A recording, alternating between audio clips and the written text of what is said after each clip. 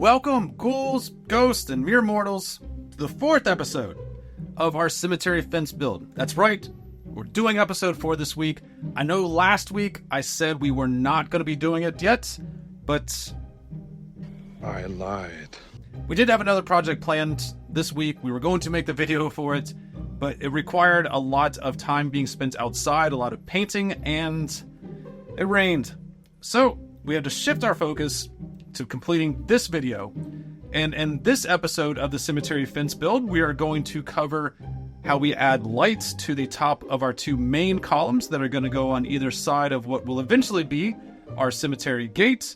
We're also going to go over how we secure the columns to the ground to make sure that they don't get knocked over. We're going to cover how we attach the fence posts to the columns as well. So there's a lot to cover in this episode. So let's just jump straight into it and get to building.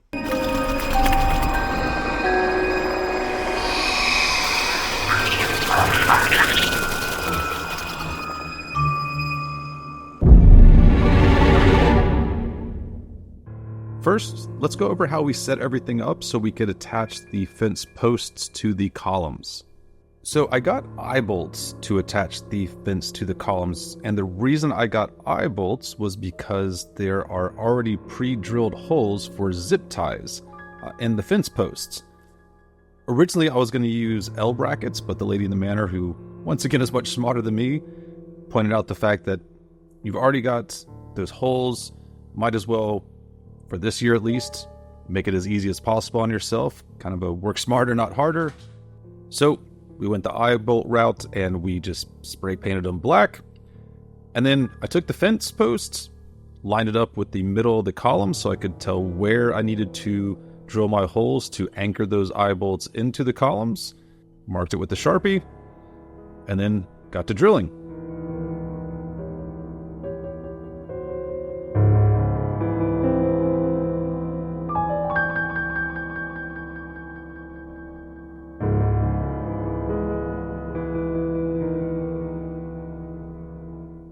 And then once those holes are pre-drilled, I just took those eye bolts, stuck them in, and then just turned them until they were tight.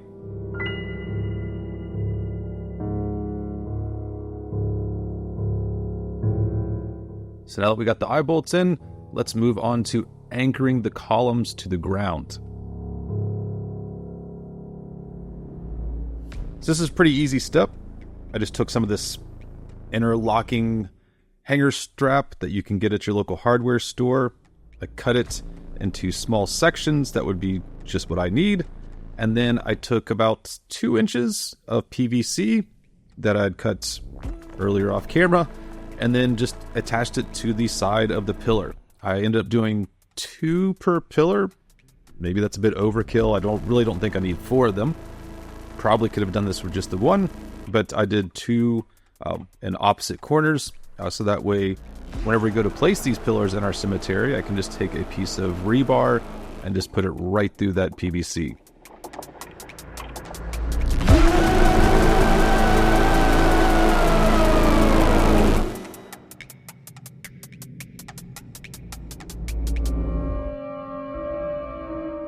So the 2 larger columns that we have, the ones with the skulls on them, the ones that we got from Johnson City, are going to be at either side of the cemetery entrance. Now, eventually we're going to build a gate, maybe even an arch or a cemetery sign. Still undecided on that one. I'd love to hear your feedback. What do you guys think? Arch, or should we do more of a sign? Anyway, we're not doing any of that this year, so I decided to add lights to the top of these 2 pillars. And they're going to have kind of a flickering flame light bulb inside of those. But I didn't really trust foam to hold the weight of those lights, so I decided to use a wooden base on those 2 pillar tops. So if you watched the previous episodes, you may have remembered when I used the foam piece to hold the other column tops on. Well, on the big ones, we're using this wood piece, but we're going to use it not only to hold the top in place, but also to add that extra support. So that way, whenever we go to install those lights on top, it's being anchored into wood and not foam. So once I figured out where I'm going to place the piece of wood, I went ahead and taped it on for now. I don't want to glue it in just yet, but this way I can go ahead and mark my spots where I want to drill. Then I'll take the tape off, I'll drill my holes, and then we'll glue it on. But before we get to drilling, something I just wanted to point out real quick is that I did mark these pillars. So that was the number 1, the top is number 1, the wooden piece is number 1, and then I also marked each side. Any gamers that are out there, I know they're not in the right order. It's been a long time since I played video games, but I figured that would be the easiest way for me to know which sides match up. So I matched the triangle with the triangle, the square with the square, and so on. So that way I can go ahead and drill, I can do what I need to do, and I don't have to worry about remembering where exactly to place this. So I drilled the 4 corners for the screws to go through that will be holding the lamppost in place. And then I went to drill the middle piece where I'm going to be running the wires through. Now originally I have this drill bit that I was going to use. I kind of measured everything out and this was the perfect size. But then I realized this is the drill bit that I used in my spooky lantern build. And if you guys watched that video, then you know that the metal from that lantern really dulled down my drill bit. So as you can see here, it's not really doing much. It's just kind of spinning in the wood. It would have taken me forever to eventually drill all the way through the wood. So I switched to a bigger drill bit because in this instance, I figured bigger is better. And then I went back into the top of the foam and just made that middle hole slightly bigger for the wires to go through. And then I have a future plan that I didn't get to in this video that I might do later on down the road. I'll explain it later in the video anyway. So with all the holes drilled, it's time to go ahead and attach the wood. I used wood glue for this. You could use spray foam or other adhesives, liquid nails, super glue, whatever. So while that wood glue is drying, let's move on to painting the lights. Once again, this is a big project, so this year we didn't do everything that we wanted to do. In the future, we plan on painting the fence posts and even the lights to give them more of an old look to them, make them look old and rusted. But for this year, all we're doing is painting the glass. And essentially, we're just going to add a layer of a matte clear coat that will dull the glass, make it where you can't see through the glass. So that way it'll create that illusion of an actual candle burning inside of it or a gas lamp as opposed to a light bulb that's just mimicking a candle. And pretty simple. You just spray the glass with a matte clear finish. Now you notice I didn't take the glass out. That would have been the smart idea. But those screws that hold the glass in were tiny and they were locked into place, and without stripping those screws, I don't think I really had anything that could have taken them out with, so I just sprayed the glass on there. Also, this looks like I'm inside, which I am, but I had doors that were open, and I actually left the room immediately after I sprayed this, but don't use spray paint inside. So with that clear coat out of the way, we've got it kind of fogged up. Next step is to use some black spray paint and just use it sparingly towards the top of the glass. And this will create that effect of where the candle's been burning there for so long that it's just kind of created that soot around where the flame normally would be. So you just want to kind of spray lightly. You don't want this to be completely covered in black. You still want light to shine through, but you just want to give it that illusion of that soot that's been built up over time. And now that our glue is dry and our paint is dry, it's time to install the lights. So previously I had taken a piece of PVC pipe and cut 2-inch sections of it to run those screws through.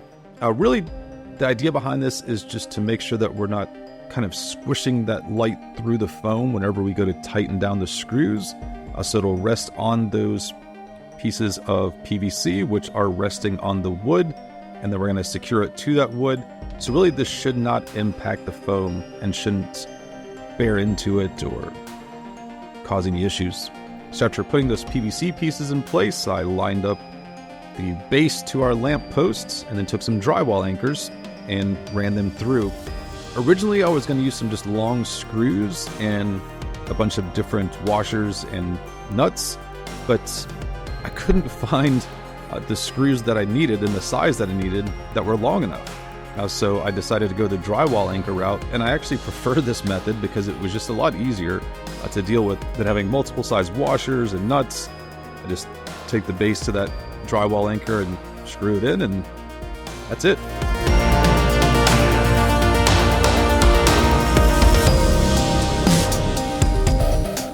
So with the base secured, it's time to put the light in. So I just ran the wires through that larger hole that I put in the middle.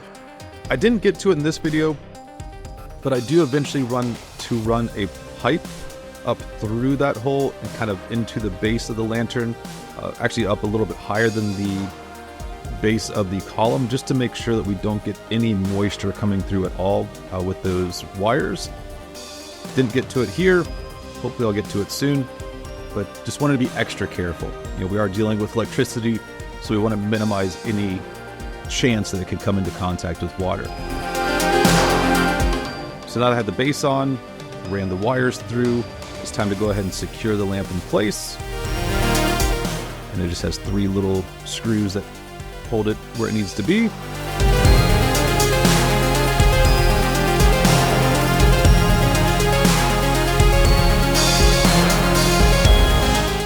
And now that we have the lamp secured, just pull those wires through. These lamps are meant to be directly wired to your home. Since we're not directly wiring it to our home, I'm using an 8-foot lamp cord that I'm going to attach this to. Now, listen guys, I am not an electrician. I have been doing this for years, and I've never had any issues, knock on wood. But kind of take what I'm about to show you with a grain of salt. Like I said, I'm not a certified electrician in any way. Listen, if there's electricians that are watching this that want to post in the comments to let me know if this is safe or not, go right ahead. Like I said, I've done this quite a few times over the years, never had any issues before, but pretty straightforward. You attach the positive to the positive, the negative to the negative, and this build, I wrapped it up super tight with electrical tape, multiple layers of electrical tape, just to make sure that no moisture actually came in contact with the metal.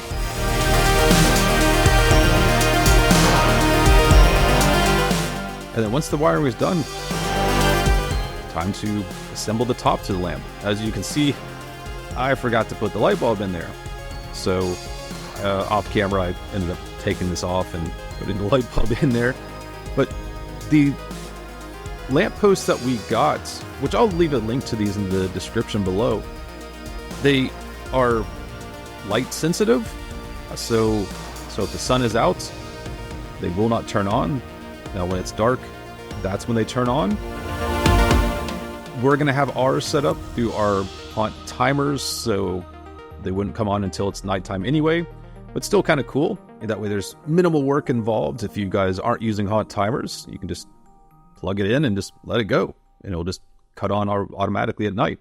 So as you can see here, lights on, doesn't come on, lights off, turns on. You've got that flickering flame candle in there, or light bulb in there.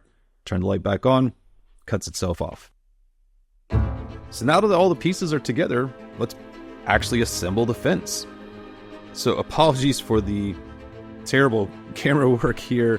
I was trying to hold my camera and hold the wooden dowel and try to hammer the wooden dowel all at the same time.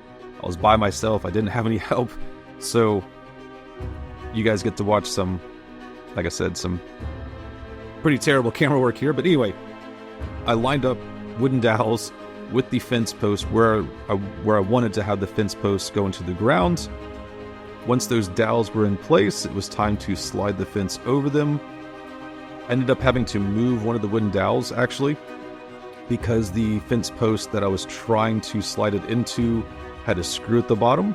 So I forgot that there's only a couple on each fence post that doesn't have the screw at the bottom, so that way we can use those dowels. So no big deal. I just moved it to the proper posts and then secured it in the ground and then slid that fence post over it, and everything was good.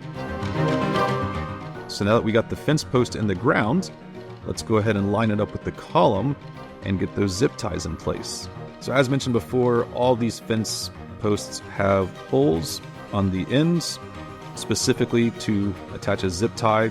So what I did was just zip tie them to those eye bolts that we put in previously. Works out well. You don't really see the zip tie. In the future, like I said, I might use L bolts or L brackets. I even saw another woman that 3D prints little slots that fit perfectly with the fence posts. I might even try that. And then once we got the zip ties done, it was time to secure the columns in place. Once again, those pieces of PVC that I attached at the bottom, just slide that rebar through there and then secure it in place. So now that we have the fence secured to the ground, we have the column secured to the ground, it's time to put those toppers back on. I probably should have done this before I went ahead and put those columns securely in the ground and the fence actually, because it made it a little bit tricky on the one that was attached to get to that wire at the bottom. I am going to put a hole at the back of it to run the wire through. That way it doesn't have to go all the way to the ground. I don't have to fish it through the bottom.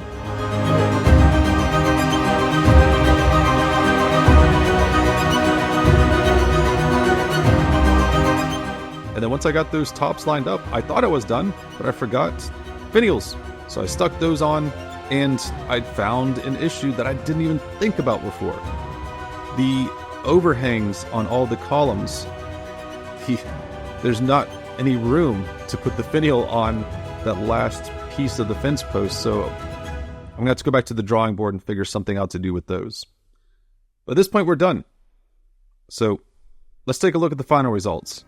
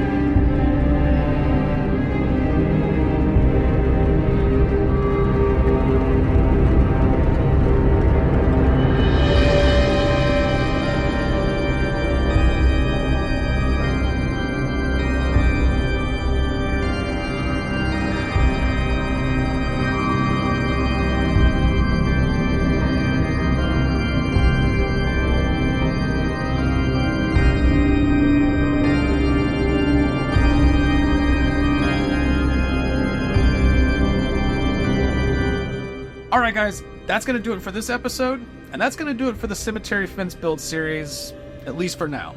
I don't plan on doing anything else to the cemetery fence this year, but eventually I would like to add a gate, maybe an archway, maybe a sign. So if you want to see those episodes whenever they come out, you might want to consider subscribing to the channel. Other than that, you might want to check out our Decoration Day video this year whenever we get around to that, so that way you can actually see us set up the cemetery fence for the first time. I am super excited about this because this is going to be the first year that we have this incorporated into our haunt. So now is the time when I normally would sign off and tell you guys happy haunting and see you in the next one. But we are going to end this in a very special way. One of our biggest fans is going to sign us off instead of me. So here is the youngest member of the manor and our biggest fan signing off. Happy hunting, and we'll see you in the next one. Congratulations. You made it to the end of the video. As a reward for sticking around, you may now watch one of these two videos. The choice is yours, but choose wisely.